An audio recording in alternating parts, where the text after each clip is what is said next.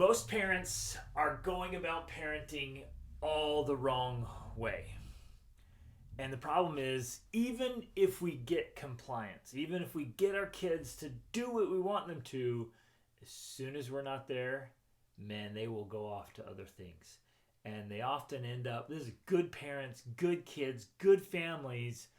Those kids end up going AWOL, so to speak. They get into trouble and they self-sabotage and they chop off their own chances, so to speak, right? And they end up poking holes in their own boats. We can come up with every kind of metaphor, but it doesn't ultimately work. And so with the very best of intentions, really good people, really good parents, investing a ton, really trying to show up, are going about it the wrong way. And so in a very kind of strange and ironic way, we as parents, when we go about it the wrong way, we're actually contributing to the very thing we're trying to avoid. Woo. Hey, I'm Demi. I've been working with youth and parents for over 2 decades. Worked with thousands and thousands of youth and parents and families, literally on 5 continents. And there's a lot of things I've learned. In fact, every week I get emails and messages from parents who they love their kids. They're trying hard. They're putting in the time, the money, the effort, the resources, the tears, the blood, the sweat. They're putting it all in, and it's just not working. Whether it's, I just got one recently where the kid had gone through the whole semester and the parent finds out like all the classes were a fail. Which on that one, and I'm going to jump in here a little bit. On that one, you guys, we as parents, we have to keep our finger on the pulse, so to speak. I got the opportunity to volunteer on an ambulance for a couple of years. And one of the most important things that we had to do when we were helping patients was watch their vitals. We had to have a finger on the pulse, so to speak, because you can get distracted by, the foot looks like it's hurting. Oh, look at the arm. Oh, look at this. And we get distracted and we lose touch with the vitals, the most important numbers. And so as parents, we absolutely must have a finger on the pulse, so to speak. We've got to stay in touch with it. Too often we want to outsource it. We want to pass it off. We get busy. Again, my wife and I, we have 7 children. And we travel all over the world with our kids because we love traveling. I think it's one of the best forms of education and growth and learning. So we're traveling all over the world. We're running our own businesses. We've got a lot going on. But you absolutely must keep a finger on the pulse with every single kid. And by that I mean you've got to know what's going on. You can't find out at the end of a semester that none of the classes that he or she didn't pass any of the classes. That's way too long. You should know the first month, right? And again, you don't have to be, helicopter parenting or micromanaging. We're going to talk about that in just a second. But you've got to be aware of what's happening. So I get other emails about, youth that can't even get out of bed before late afternoon, dealing with anxiety or depression. My wife and I just did 3 episodes in a row about helping youth and teenagers and young adults with the failure to launch epidemic that's happening, where they're trying to go into adult life and they don't make it, whether it's to the military or on a mission or into school or even into marriage. And they're going out into workplace and they're coming back home, right? And it's this failure to launch, or Peter Pan syndrome, some people are calling it. But it's just they're struggling to move into adult life, right? Or all kinds of other issues or challenges, from addictions to just massive distraction to aimlessness. And so I want to give you some tools and strategies here. So I'm going to lay this out, and I hope you'll stick with me. I hope you'll take notes even, and dig in here and see how can you apply this. And again, parenting is complex, right? It's one of the hardest things there is to do in life, and one of the most important things we will ever do is raising our own kids. And each family is unique and each child is unique, but there are always common denominators, things that just work. So one of those things that just works is, I want you to kind of maybe just for a visual, see that when we're trying to parent, it's like a piece of rope. And if you try to push a piece of rope in the direction you want it to go, well, what's going to happen? Well, it's just going to bunch up and it's going to curve all over. And the more I keep pushing, I get frustrated, like, oh, stop. And so I keep pushing harder and harder. And most of the time, it just pushes the rope off to the side and it keeps going. And you keep pushing, it keeps going. And so that's how we get into what's called collusion, where I'm actually, like I mentioned earlier, I'm actually creating or participating in the very thing I'm trying to avoid. I don't want the rope to go that way. I don't want my kids to go this way, make these decisions. So I keep pushing, and it keeps driving them farther and farther away. That's what I see happen all the time, that with love and good intentions and real effort, we keep trying so hard that it pushes the kids away. Then the other thing I see is that parents back way off and give no boundaries and no direction and no coaching and no guiding, no mentoring. It's like, well, you'll figure it out on your own, and the kid falls off, right? So you have to find this balance where we're leading and coaching and mentoring, not managing, right? We manage things, not people. People are led, and children are people. Like, people are people no matter how small. So even your smallest children, they're people, and they need to be led and taught with diplomacy and tact and strategy. Most of us just are not being thoughtful enough or strategic enough with our children. So what happens when you start to manage, right? And this could be like, they have all kinds of terms for it. Snowplow parenting, where you jump in and take care of everything for them, or helicopter parenting, where you're hovering.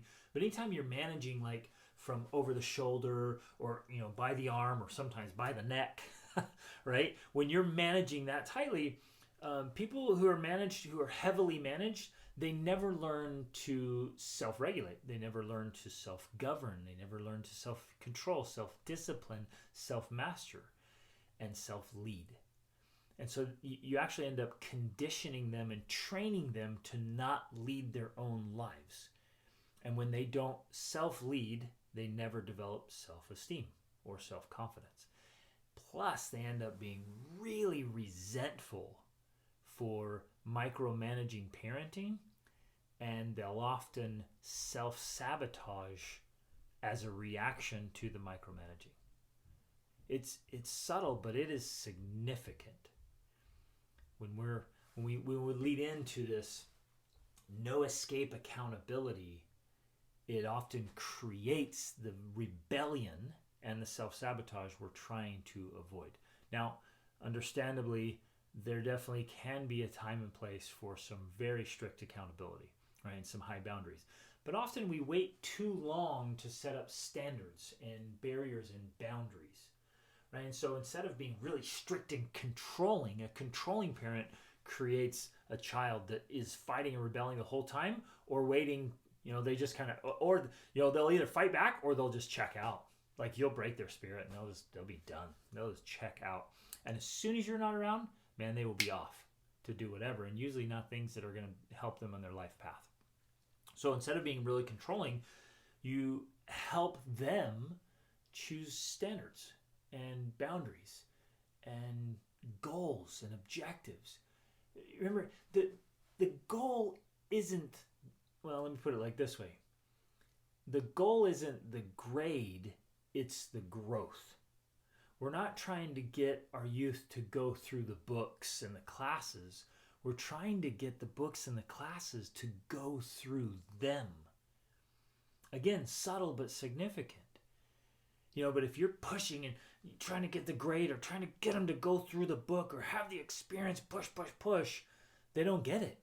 But if you gently lead the way, like you take, again, let's go back to the rope, right? If you gently take the rope and you just gently pull it along, like take it, it's almost like taking your children by the hand, leading them along, or arm around the shoulder, and like, hey, let's go do this together. Let's go figure this out. Let's go down this path, and let's talk about it, and why do you want to go down this path, and help them choose these kind of things. You guys, I've seen it everywhere. They will very joyfully and very willingly self-govern and self-control and self-regulate and self-lead if you help them. Like, I never tell youth to delete the apps that are tanking their life.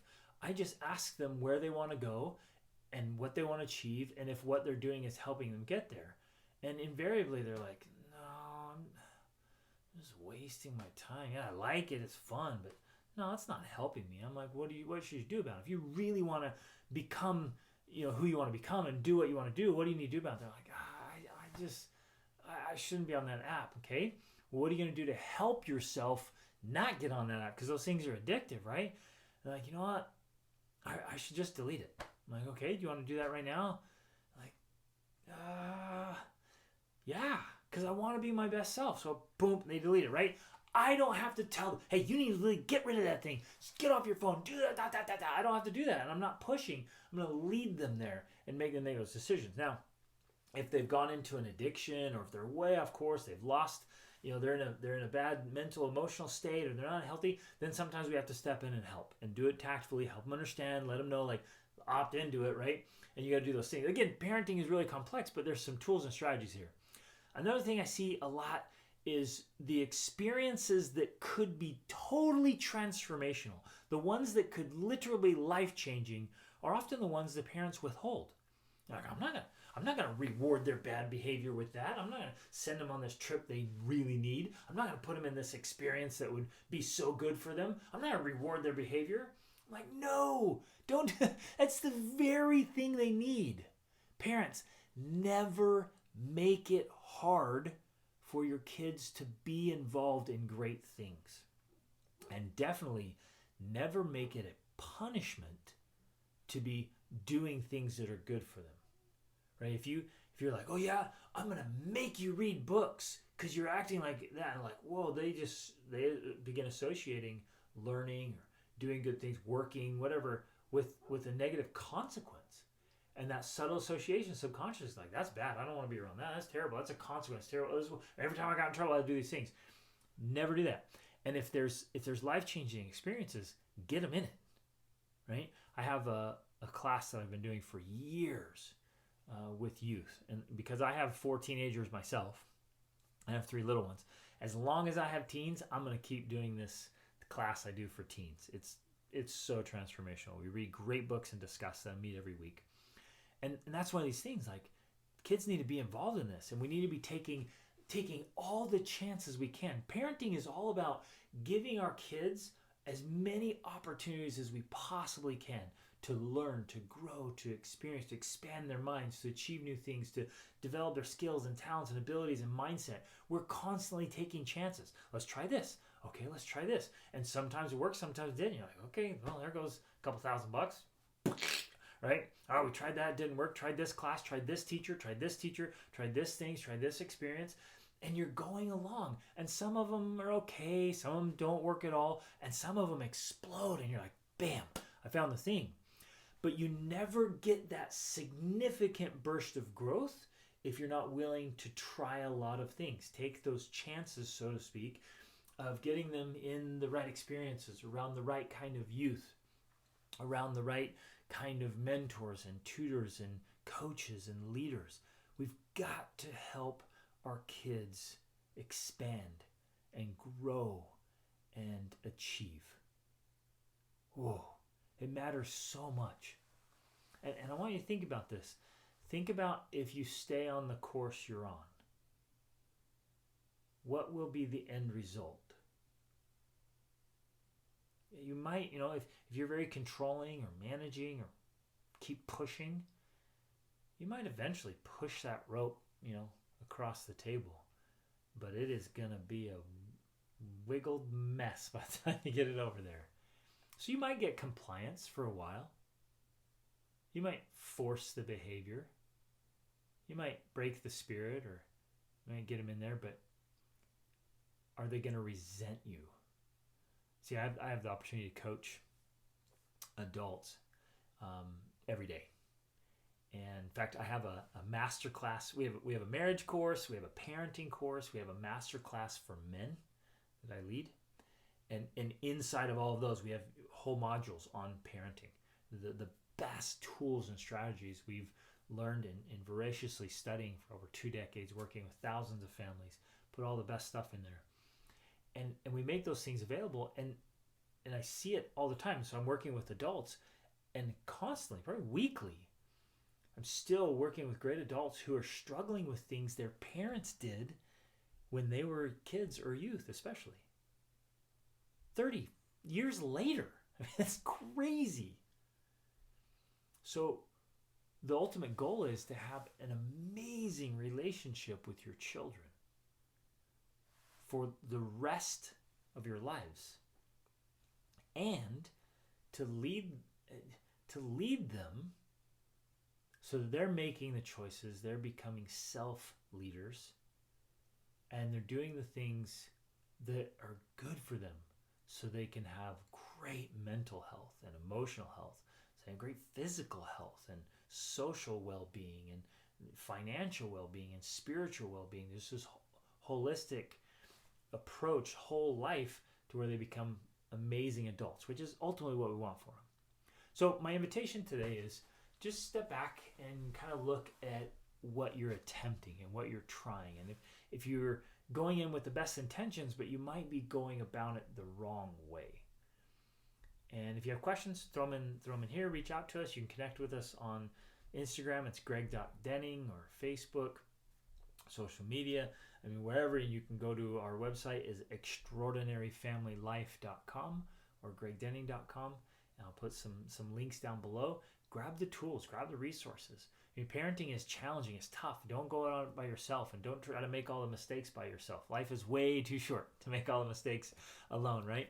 So we've gathered everything we've learned, put the tools and the strategies, and I promise parenting is so much easier when you have the right tools and the right training.